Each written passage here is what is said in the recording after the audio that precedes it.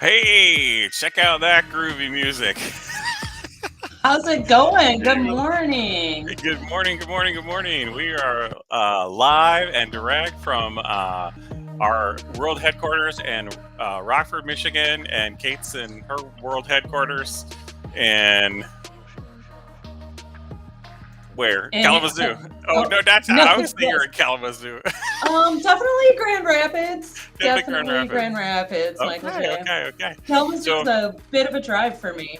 yeah, it does. So if you're watching, go ahead and put down in the comments where you're watching from. We always like to know who's here and what's going on.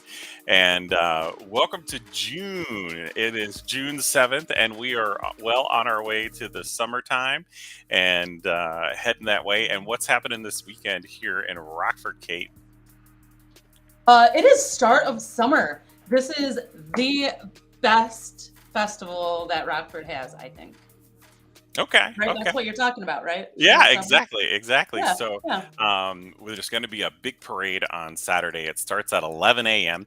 and it runs along Main Street and then comes down past Rockies and turns the corner onto Cortland, headed toward Cinco de Mayo, and then heads back north again, past the funeral home and the log cabin and all that. So, something that I just realized, if you're at the end of up by the cabin as you approach the school up there. It's a quiet zone. Did you know that? Yeah, isn't it awesome that we have that space for those with sensory issues? I think it's awesome.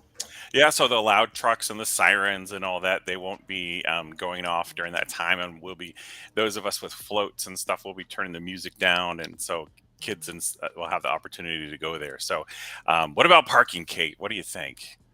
Where do you like to park? So usually we'll get there in time to street park, like in any of those side lots, or we live close enough we can walk, really. We Okay. don't have to be Okay. that lazy. But Yeah. there is a shuttle. There's definitely a shuttle.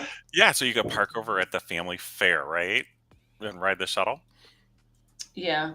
Yeah. But even then, a lot of people walk from A there. lot of people walk, yeah, yeah. Yeah. So, It's Rockford. so It's not like we live in a big city. yeah. So, guess who's going to be in the start of summer parade? I don't know. Is it Michael J. Williams? And speak of real estate, we're going to Oh, be number 52 is our float number, and we'll be walking and tossing some fun things as we walk along the parade route. So we'll be doing that, you and said then route. Are you sure it's not route? it's I don't know. It could be a route or a route. Depends on which part of America you're from, right? Yeah, exactly. So, we need something like I don't know, different kind of I don't know music here. Maybe. Oh, that sounds a little better. Maybe it's a Oh, little more all right. upbeat. A little A little more. more upbeat. So, also, this is the last day to vote for the Big Daddy Duck Race, and that's a big thing here in Rockford. And we have decorated ducks that have been decorated by different businesses, and they're going to be displayed on Friday. So I'm going to do a live down there on Friday where the ducks are. And then the race will be at 5 o'clock on Saturday down by the Rockford Dam. And all the money goes to the Rotary for their charity events. So here's a little promo on the duck race. We're going to be in the Big Daddy Duck Race this year for Speaker Real Estate. We have a duck that's going to be in the race, and so we need your vote for us to win the race. Hey, come on. I got to show you something. We're downtown Rockford, and we're at the edge. And they got some ducks in the windows, and we have a special duck this year that's going to be in the Big Daddy Duck Race, and that's our duck right there. And the duck race is going to be on Saturday, the 11th, and it's going to be at 5 o'clock right down here at the Rockford Dam. We need you to vote for the best looking duck, and we think we have the best looking duck. So go ahead and in the comments find the link where you can vote for our duck online.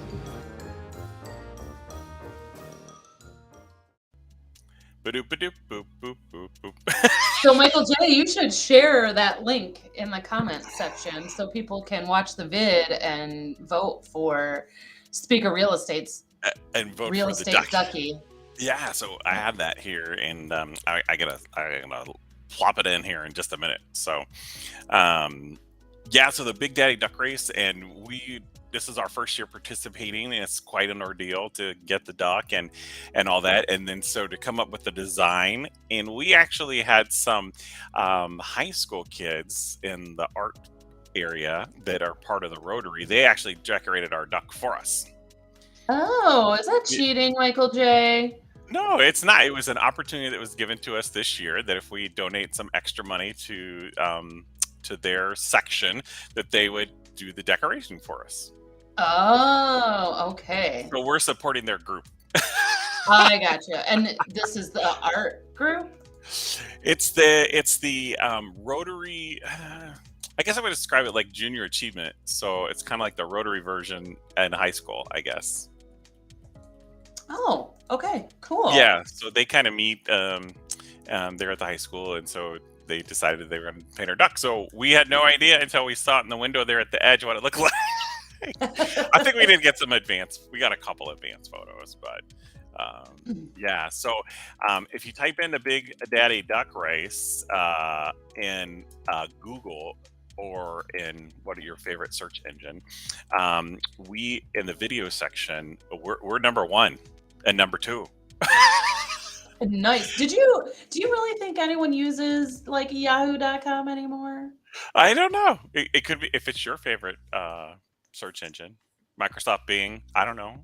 I hate Bing. I hate all of them except Google. So Okay. All right. if I'm offending someone today by using because I use Google, I'm sorry. But Okay. Google. Just use Google. It's Well, the best. you could go along with the race, and you could use Duck Duck Go. Ah, but Did you know that? Yeah, there's a search engine called Duck Duck Go.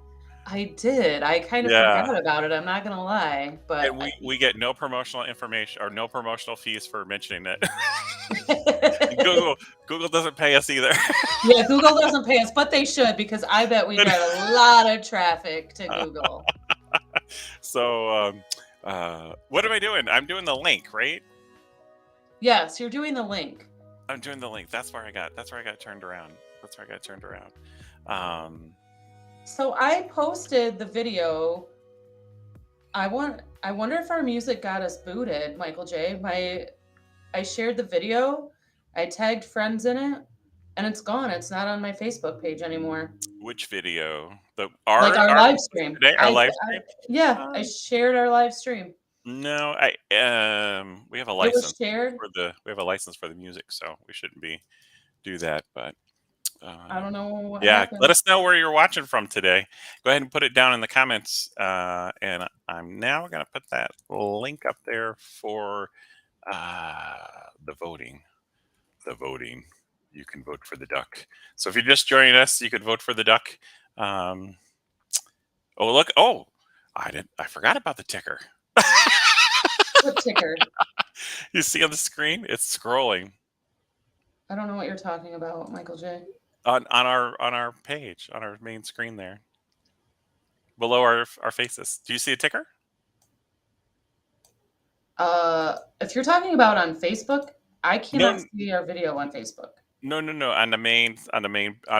our window here, where you see you and I, I see nothing ticking. and it says where you're watching from. Do you see Yeah, I that? see that. Yeah. And then right below that, you don't see the website. No, it says put in the comments now. Oh, and there's not a ticker. I wonder where there's a ticker. What's the ticker for? Okay, let me turn this off. Now, do you see it? Anything at the No. bottom of your screen? No. Oh, it's on the live. I see it on my live. A ticker is like something that keeps running at the bottom of the screen, like the news, where it's like the top Yeah, story I know what a ticker is. Oh, Oh, there okay. I can see it on the live. I cannot see it on Restream. Oh, that's weird. Yeah. Yeah. So let's see. Where's Yeah, our watcher but from? how can people click on that? They can't click on it. We got somebody on Twitch. Hey, Twitch, what are you watching from? No, they can't click on it. No, they can't click on it. Yeah, but, you'll have to put it in the comments for that. Put it in the comments for that. Yeah. So here we go. I'm gonna do that right now. Here we go. Now they can click on it in the comments. Okie dokie. Okay, so every month we do a monthly market update. It's Speaker Real Estate, and we talk a little bit about what's going on in the market. But mostly we feature either local businesses or local things that are going on. And so this month, for the month of June, we decided to focus on the Kent County Parks system. There are over 40 some parks in our county that we have the ability to go for absolutely free or maybe a little bit of money, depending on what sort of amenities they have. One of the largest facilities that is available in Kent County is the Millennial Park. And for a few dollars, you can go in and use the splash pad. They have a beach that's right there by the lake. You can get canoes, paddle boats, lots of fun for the summer. I think my wife paid not too much money for a yearly pass or annual pass. And so she took the kids almost every other weekend with the big inflatables down to Millennial Park. And but now we live in a neighborhood with a pool, so we're we're enjoying that for the summer. But here's our June market update.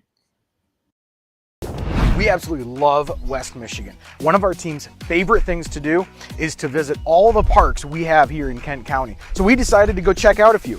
So let's check in first with Michael J. You gotta check out this boardwalk here at Pickerel Lake Park, one of my favorites. It's always nice to have picnic with your best friend at Fallsburg Park. It looks like Michael J's in his happy place. Now let's check in with Ryan.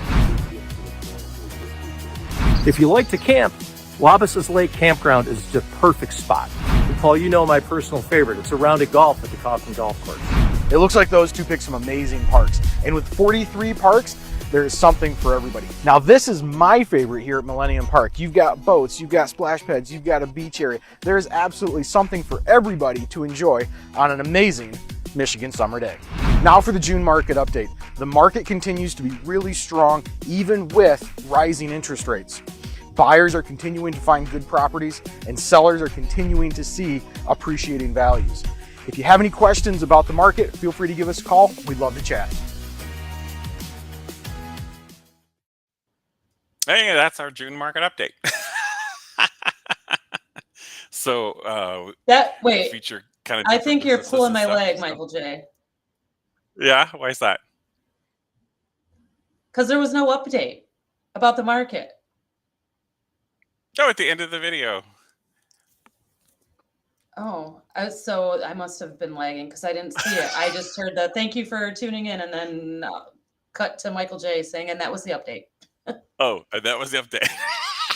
And I was like, okay, so It was in the parks video. are It was in great. the video. Yeah, the parks are great. So, so there's lots of different parks to do that. So this month, during the month of June, is the National Home Ownership Month, and National Home Ownership Month in June, it shines a spotlight on supporting the American dream of a home ownership, and it's also a time to recognize organizations that help individuals and families to achieve their goals. So, Kate, tell us a little bit about the first time you and Matt decided to buy a home, and kind of what you guys were thinking at the time. Because I would assume that was your first home you ever owned. Is that correct? In Rockford? No, just owned in general. Oh, yeah. Our first home that we purchased was when we lived in Mount Pleasant, Michigan. And we were renting a duplex at the time. And obviously, the goal was to stay in Mount Pleasant for a significant amount of time. So we decided that we needed to purchase a house instead of paying rent and getting no return on our investment, but helping our landlords get richer.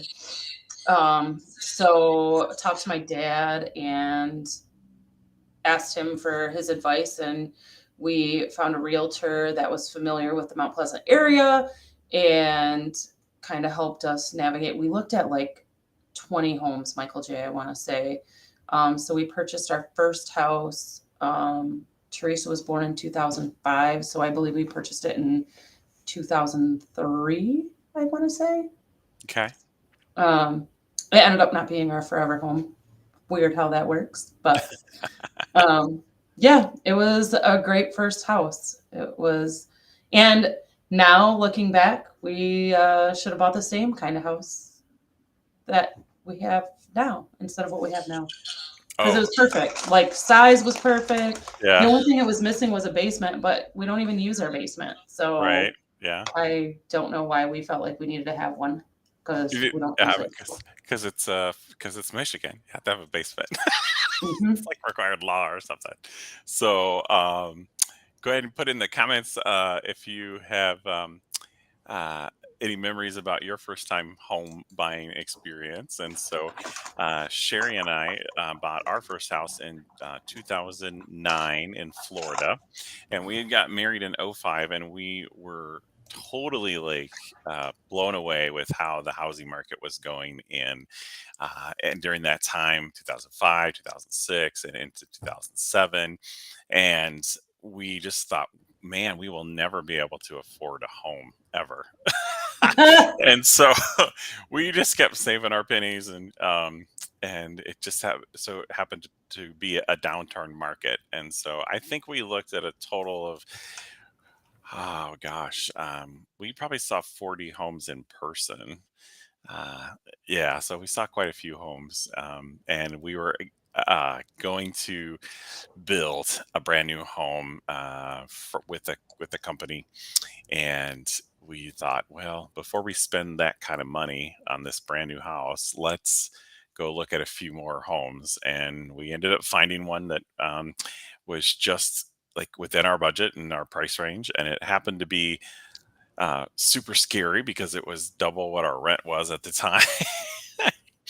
And so we were like, oh gosh, what do we take on this mortgage? And so our friends were kind of like, well, this is like your second home. Like, it's not a starter home. It's a lot more bigger and stuff. And so we were able to uh, purchase that large home and use it for 9 years. And lots of ministry took place in that home.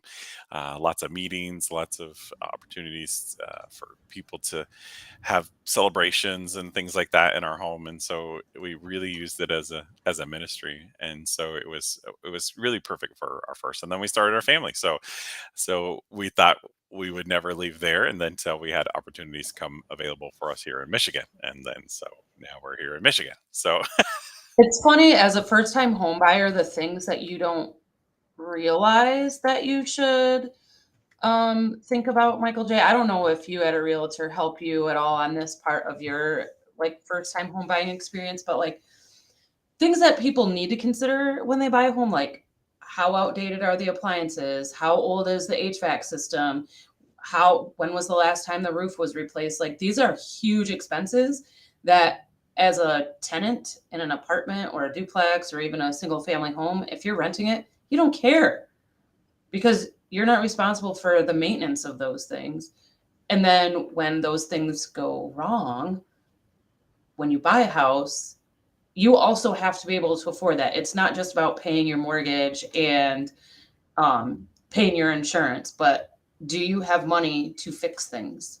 Or do you know how to fix things? and that could weigh a lot on the type of house that you purchase.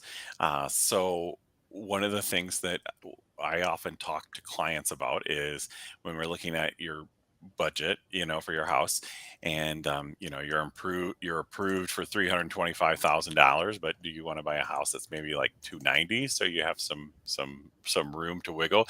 Because there's the first cost, which is buying the house, and then the second cost is keeping the house.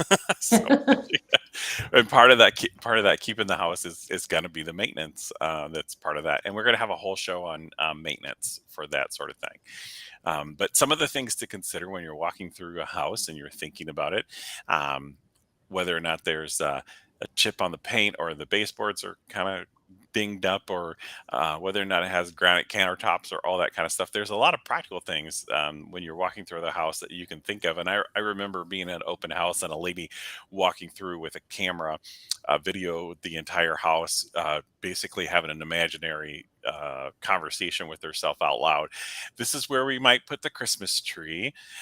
This is where we could have Thanksgiving dinner. This is where we might put the food if we need an extra table. This is where all these different things. And so some of the best advice we got when we were buying is like, think about your daily activity when you come in the house from the grocery store. Is the garage, are you going to park your car in the garage? If you park your car in the garage with the groceries, is the garage close to the kitchen, or do you got to walk all the way across the house every time you come from the grocery store to make it to the kitchen? Uh-huh. Trash, where are you going to put the trash can? Is there a place for the trash can? You got to take the trash can out every week. Where's that trash can going to go? So, storage of your lawn equipment. How many bathrooms does your guests have to use the same bathroom that everybody else uses, or do you have a separate bath that they'll be able to use? What if people come over to stay, or that sort of thing? So you gotta think about what your daily routine is, and not live as if like we had a guest room in our Florida home because we had lots and lots of guests, and at one point we decided that we might move one of our children there, so they each had their own individual room rather than keep it just reserved for the few times it was probably more like every other month that we had somebody staying in there. But we just figured she could have her own room and we could just move her out when we had the guests. So there's just different things like that that'll change over time. You're going to use that home. So here's a big thing that people are talking about is that they're out there looking to buy a home. And so the first thing that you need to do is be prepared. So one of those ways to be prepared is there used to be times where we could go out on a weekend, we could look at some homes and then figure out how we're going to finance it later, right? Right. Mhm. And then so we'd like, okay, we found the house. And then over the weekend, we'd call the bank and we'd say, can we figure out what's going on here? And so that's really not the case anymore. The case now is people want to know that you're um, able to pay for the house if you're going to write an offer on a house. And so one of the things for you to be prepared to get started is to go to your loan institution ahead of time and get all the paperwork done, all the applications, and so they can present you with a letter that lets the realtor and the people who are you're buying from know, hey, I can't afford to buy this house. And so a lot of times people will be apprehensive to talk to the lending people, but they're really the ones that can walk you through ahead of time what you need to do. So maybe your credit is not stellar and you think it's not stellar, but maybe the bank has a program that can work with you that you're not aware of. Or maybe there's grant funds that are available that you're not aware of. So contact us or in the comments, you could PM us. We have some great lending partners locally here in the Michigan area that we work with. And we can definitely recommend some people that can help you out. And they're all looking for your business. So Yes, they are. And I mean, when you're choosing to work with a lender, if you want to buy a house this month, you should have talked to a lender 4 months ago, yeah. because they will, the good lenders, not only will they find the right program for you, but if you do have little blips on your credit score or things that are impacting it, they will help you improve that credit score, and they will work with things. I have a client who wanted to buy a house and then decided that they were going to retire, which is great. Retiring is great, but she retired before her loan was closed. So she had to come to the table with a bunch more cash than she had anticipated because she didn't communicate her retirement with the lender. And she had the pay stubs that she was using to verify her proof of income were no longer valid at closing because she no longer had income. She hadn't worked in over a month. She had retired. So it's not that you can't retire. You just want to work with your lender to know when that best date is to retire. And usually they will tell you retire after the closing date because you will have that steady income. You won't have a fixed income. You'll have much more availability from your interest rate. Like, so many things were impacted. She ended up having to cash out like $100,000 of her retirement to have a big enough down payment to keep the payment at where she had wanted it to be prior to retiring. Hmm. Even buying a car or anything, taking anything out on credit while you're looking for a house is the opposite of what any lender will tell you to do. Because all of those things impact your ability to buy a house. Yeah. You don't want And to. borrowing is getting more and more expensive. Yeah. So And you don't want to buy furniture for the new house. You don't, like I said, you don't want to go out and buy a car for the house. You don't want to do anything like that while you're looking. You want to wait till your loan is closed and all that sort of stuff. So let's just run down a bunch of stats just for what's kind of going on in the area here. So I'm going to share a couple things here and we'll kind of look at it. Up there we are. So let me F this up here. F11. So here's kind of what's going on in the Grand Rapids metro area, and this is for the last week in May. And so this will give you kind of an idea of the number of houses that were sold. It's 215 were sold with an average sales price of $327,000. And they're staying on the market about 9 days. And over the 12 months, the values have increased by 14%. So we're still seeing increase in value, even though things are changing in the market, where our housing was going like straight up like this, like every month we were seeing this like 10 to 12% increase over that. We would say the market has like slowly shifted just a little bit this direction. So instead of going straight up like a rocket, it's kind of like, we're in stage 2, right? Where the boosters separate and we kind of like roll over.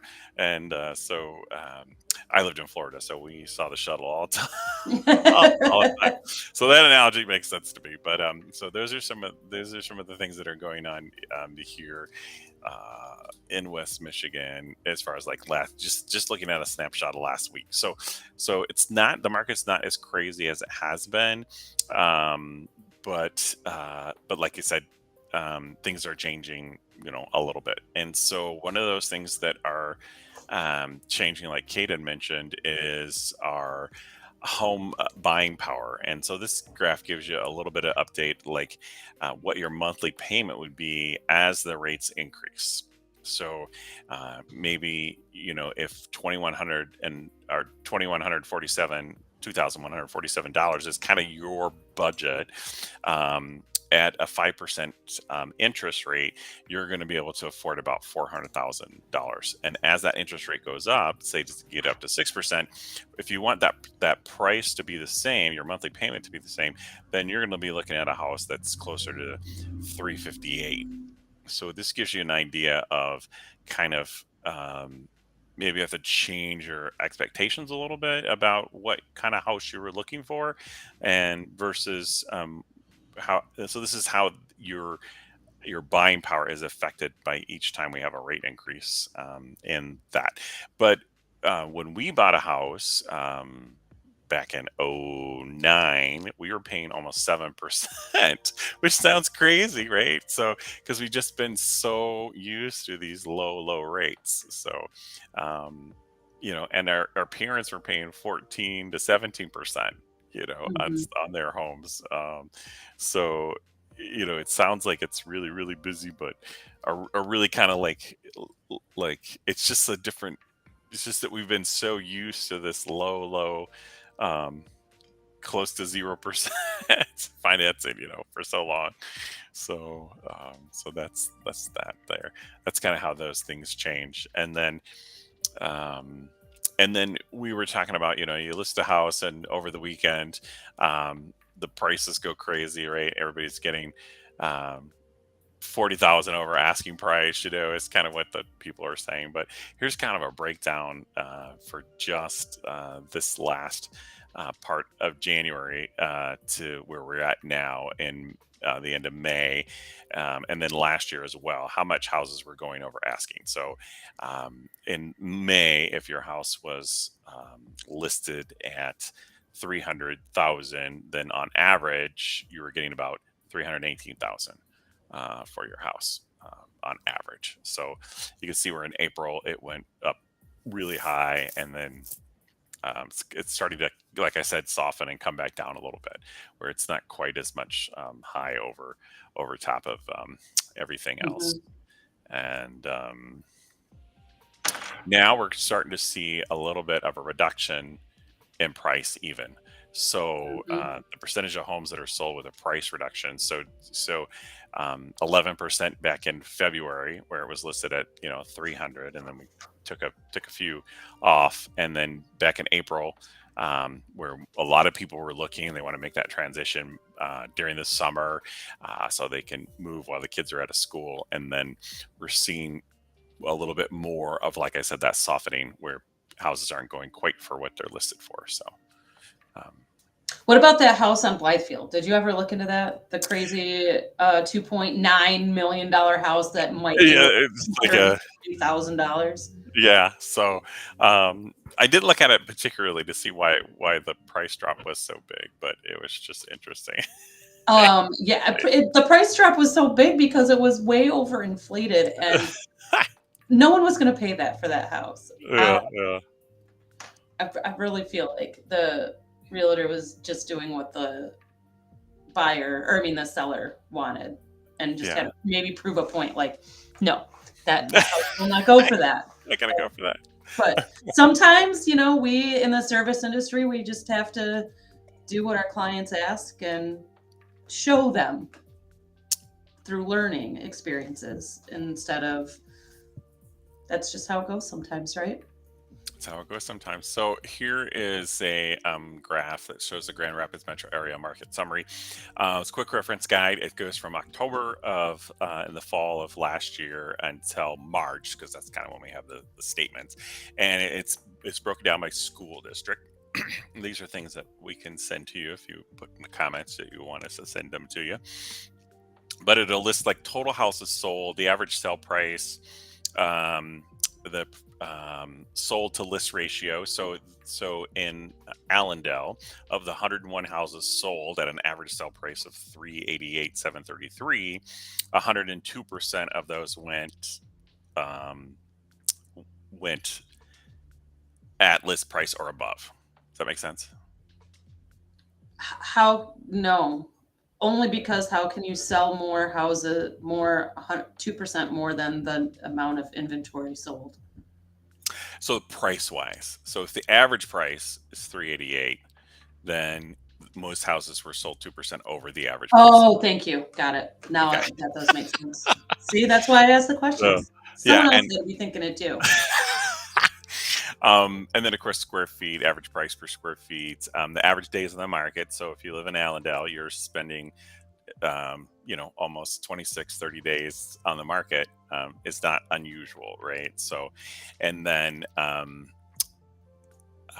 the value of your home has gone up 18% over the last 12 months. So before October 2021, your house is 18% higher than it was, say 6 months ago or whatever.